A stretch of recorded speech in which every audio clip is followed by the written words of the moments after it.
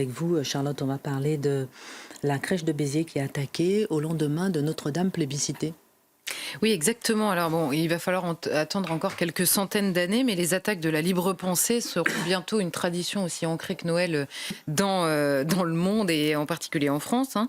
Alors ces attaques sont toujours les mêmes. Là, en l'occurrence, c'est la libre pensée, donc cette association laïcarde à côté. Notre Marc est un catholique fervent et la Ligue des droits de l'homme, donc qui attaque la mairie de Béziers. Hein, pour la 11e fois, le maire met en place une crèche pour la 11e fois. Ces associations attaquent, et les attaques sont toujours les mêmes, c'est au nom du principe de laïcité. Une crèche n'aurait rien à faire dans une mairie, puisque les personnes publiques sont chargées, je cite, de veiller à la neutralité des services publics à l'égard des cultes, en particulier en n'en reconnaissant ni en n'en subventionnant aucun. Sauf que voilà, en France, Noël est un jour férié.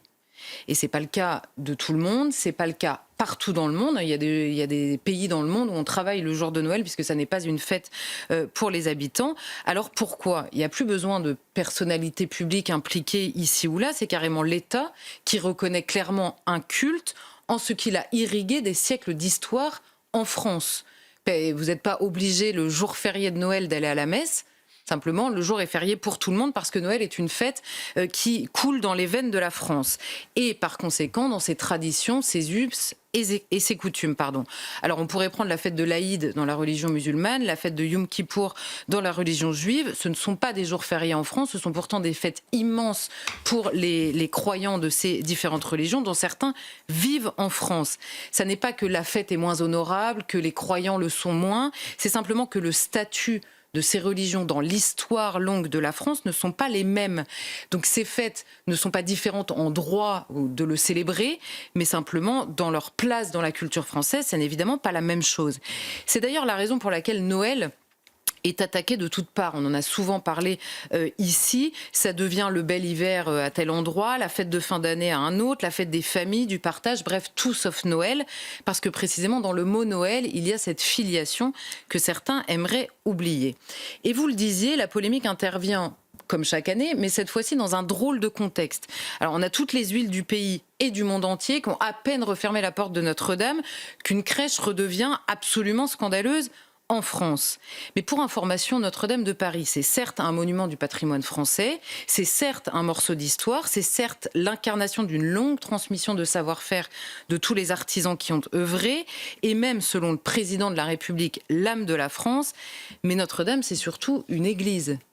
Et il se trouve qu'un lieu de culte catholique en France peut aussi être l'âme du pays, sa représentation et son incarnation aux yeux du monde.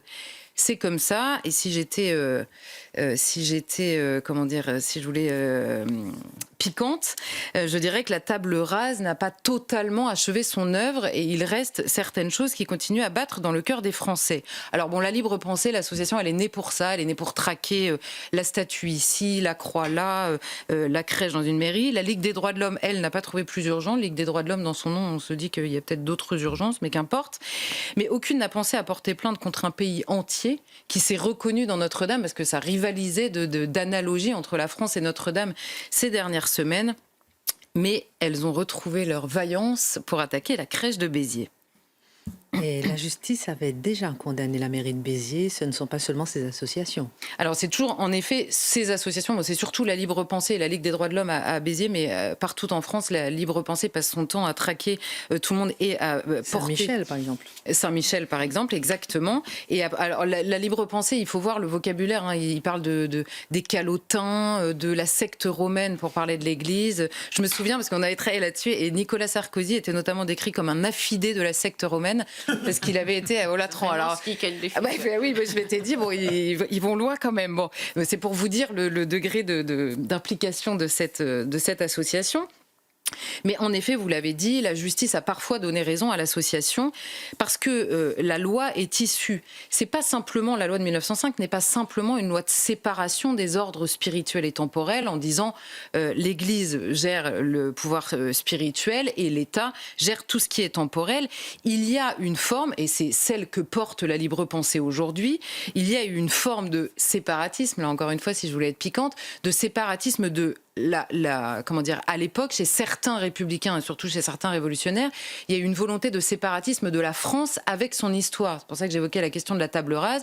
On va créer une humanité nouvelle, exempte de son histoire précédente et surtout, évidemment, de la part catholique de son histoire. Mais notons qu'à Béziers, la crèche a été inaugurée en présence de tous les représentants religieux de la ville et des autres religions aussi. Ce n'est absolument pas une revendication des autres religions qui seraient jalouses, on va dire, de la part accordée à la religion catholique. Alors le drame est permanent, c'est vrai, vous citiez la statue, on le voit avec les statues, parfois les noms de rues, la question de voilà, est-ce que Saint Malo deviendra un jour Malo sous la pression de la libre pensée, on verra. Bon, mais le drame... Voilà. Mais le drame est permanent, en effet. Est-ce que c'est cultuel? Est-ce que c'est culturel? Est-ce que c'est français? Est-ce que c'est religieux? Eh bien, en fait, avec 1500 ans d'histoire derrière nous, c'est toujours un peu tout ça en même temps. Et c'est ça que ne veut pas accepter, en l'occurrence, ne veulent pas accepter ces associations. Parce que l'équation est la suivante. Il est impensable de priver les Français de Noël, parce que tous les Français veulent fêter Noël. Et en même temps, il ne faut plus que Noël soit Noël, puisqu'en effet, dans Noël et dans la crèche en particulier, c'est l'histoire initiale de Noël, à savoir un enfant qui naît tout petit dans une crèche avec la promesse de sauver le monde. On comprend l'angoisse de la libre pensée. Ok, oui, ils ne sont pas obligés d'y croire. Enfin, le message n'est pas non plus, risque pas de générer des guerres partout dans le monde non plus sur l'urgence. Alors, le rapporteur du Conseil d'État, c'est une de mes phrases préférées de ces dernières années, s'était penché sur la question il y a quelques années et il avait, dans une formule absolument exceptionnelle, expliqué que on pouvait mettre une crèche dans une mairie à condition, ouvrez les guillemets, de ne pas réinscrire Noël dans la tradition catholique. Fermez les guillemets. Alors, bon courage quand même, parce que je ne sais pas dans quelle tradition, peut-être mercantile, je ne sais pas, veut-il réinscrire Noël ? Surtout avec une crèche, réinscrire Noël autrement que dans une tradition catholique avec une crèche, c'est quand même une équation compliquée. Mais les décisions de justice elles-mêmes portent cette schizophrénie assez régulièrement. Le Conseil d'État, cette fois-ci plus seulement le rapporteur, en 2016, avait tranché sur deux autres affaires portées par la libre pensée.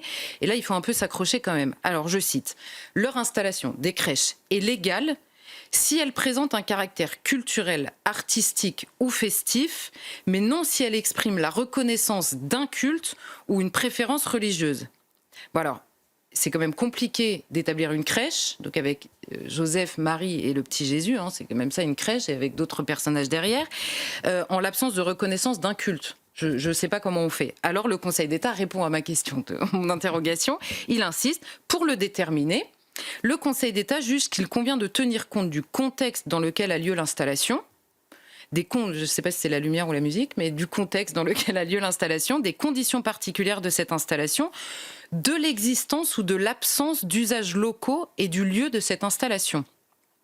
Mais si ça se fait depuis toujours, nous explique donc le Conseil d'État, si ça se fait depuis des années et que vous installez une crèche et que c'est une tradition, ce qui est le cas assez largement en France et surtout dans le Sud, si ça se fait depuis toujours, alors ça n'est plus que vestif et ça n'est plus religieux.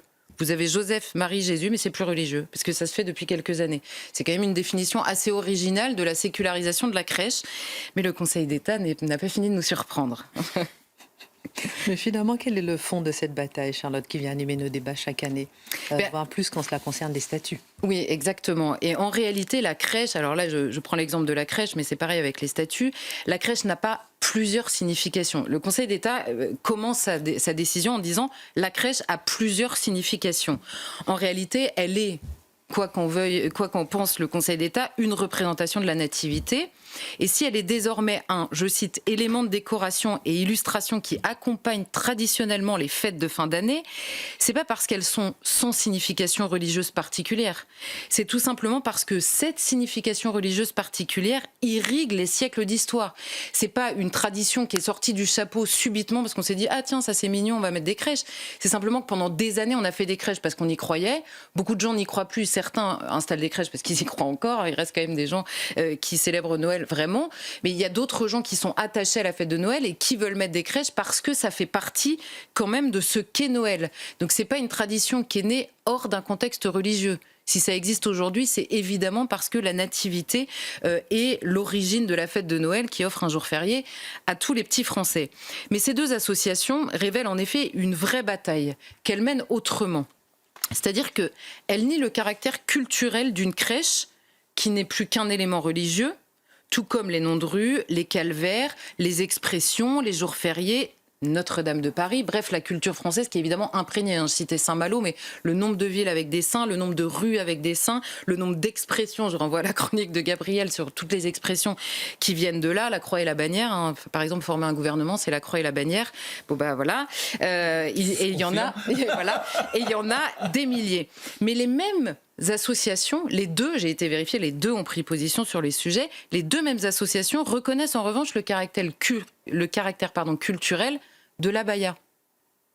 Donc vous avez des associations qui vous expliquent qu'une crèche est religieuse, c'est pas faux, je veux dire, c'est vraiment pas faux, mais avec une religion qui a une histoire particulière et Noël encore une fois qui est un jour férié, mais l'abaya en réalité n'est que culturel et n'est pas cultuel pour ces deux associations.